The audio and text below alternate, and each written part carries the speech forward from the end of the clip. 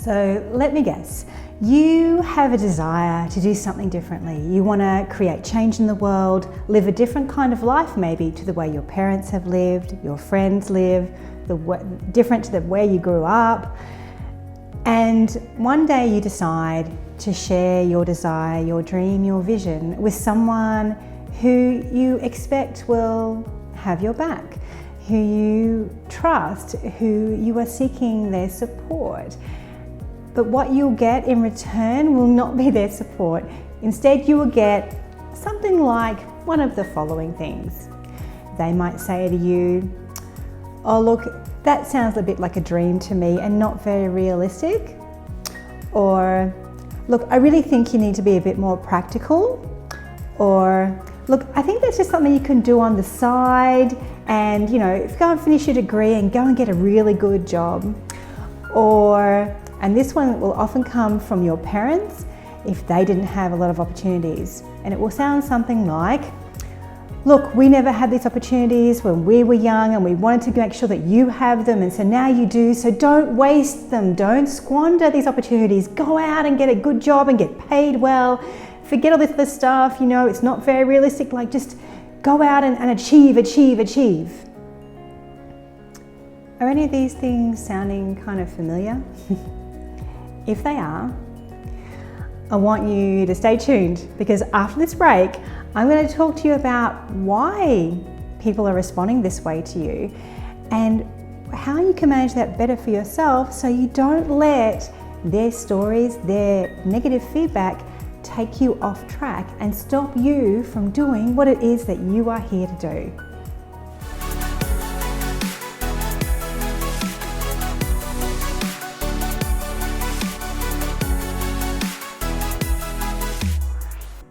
Welcome back. My name is Lucretia and I'm an author and a psychic channel who helps 20-somethings get out there and create the life and create the changes that they want to see in the world. Now, I know many of you who tune into this channel are the change makers. You are the ones who want to do things differently to the way your parents have done them, the way your friends are doing them. You want to make the world a better place. You want to pursue your dreams, but when you look around, you can't always see anyone else doing what it is that you want to do. And one day when you share your dream, your desire, your purpose, your vision with someone who you really expect should have your back and be supportive, they come back with a response that is the absolute opposite of what you needed and wanted to hear. Look, this happens a lot, and when I talk to 20-somethings in particular, this is a really big one, and often they might get it from their parents, from people who are older than them, people who think that maybe they're not being realistic. And I just want to tell you what's really going on there and how you can manage that better for yourself. Because my purpose, or part of my purpose, is to help you do what it is in your heart to do, to help you live your purpose, create your vision and the life that you really want. But when you get all this negative feedback about what it is that you want to create, it can be really hard to maintain your focus and to maintain your faith in your ability to create what you want. Now, when you get these kinds of really negative responses, the first thing to understand is that is that other person's story. We all have stories that we tell ourselves in our heads about what is possible and what is not. Those stories are based on our experiences, our beliefs, and they are all created by the interactions we've had with other people, the things we've gone through in our lives. And that's normal. But the dangerous thing happens when you share your desire, your dream with someone, and their story, their beliefs, their experiences color their response to what you're telling them. And then this is where it gets really kind of dangerous for you, because if you are not feeling really grounded and centered in yourself and really having strong faith in yourself, you're going to hear that negative feedback and you're going to take it on as a truth.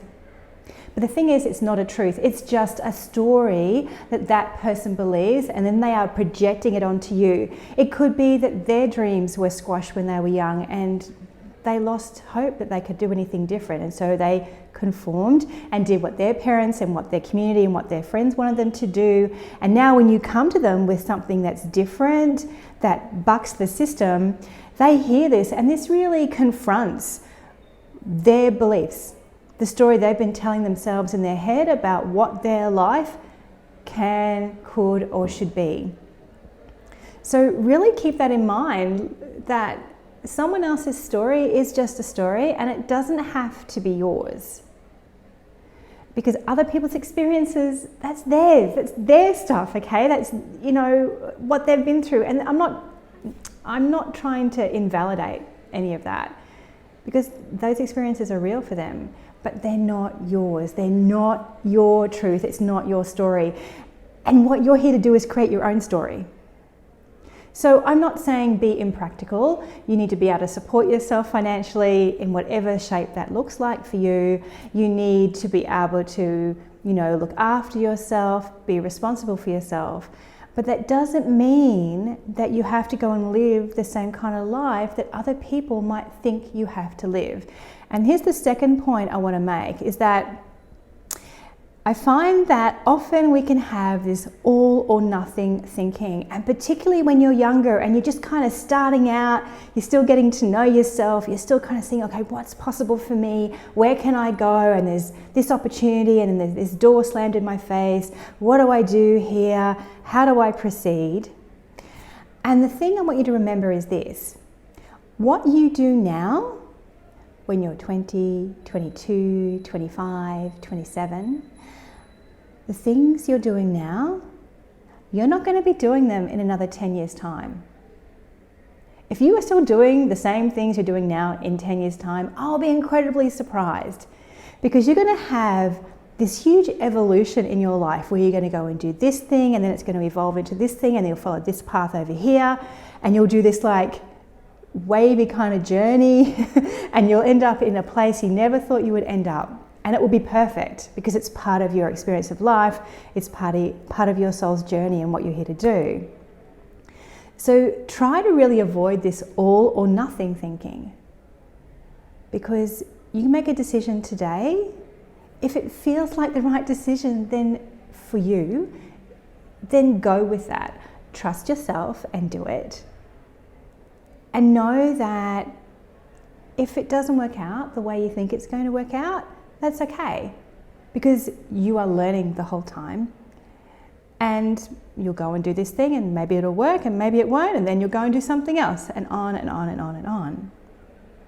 So thinking that this particular decision is going to make or break your entire life, it's just simply not true. And if you stay in that space where you are constantly worrying about whether or not you're making the right decision, you will never make any decision. You will never move anywhere. And I got to tell you, honey, we need you to move because the world needs you to go and do what your soul is here to do. Okay? So that's the second thing. And I guess the third thing I want to mention is, you know what? If other people don't agree with your life choices, then that actually is not your problem. It's really, really not. I mean, yeah, we want people to like us and everything, but you know what?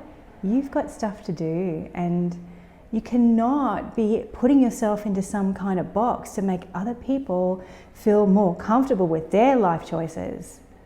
That's not your job. And what other people think of you is actually none of your business. And I've got to tell you, when I had a mentor first say that to me a few years ago now, I was just like, well, hang on, of course it's my business what other people think of me. It actually really isn't. What other people think of you is none of your business. The most important thing you can do for you is to focus on what you feel, not what you know. What you feel is the best thing for you to do next, the best way forward for you, and then for you to trust that. Because when you do that, you are on path, you are on purpose, and you're creating what it is that you want to create in this lifetime, which is, as far as I'm concerned, like that's a top priority. And you're going to meet people along the way who will get it, who will understand what you're trying to create, who will support you. But there are going to be times when people are going to really test your faith in yourself. And I just want you to remember that that's their stuff. You need to make the best decision for you right now, and understand that not everyone is going to agree with you, and that's okay. Sure, sit back and question yourself a little, but then come back into you and go, okay, what feels like the right thing for me? And then follow that and know that it's all going to work out. I promise. It won't look like you think it's going to look like. Trust me on that. Life never works out the way we think it should. But it's going to work out beautifully and in the best possible way for you. So until next time, wherever you are and whatever you're doing, I really want you to trust yourself more and more every day, and I can't wait to see what you do next. Take care, and I'll talk to you soon. Bye for now.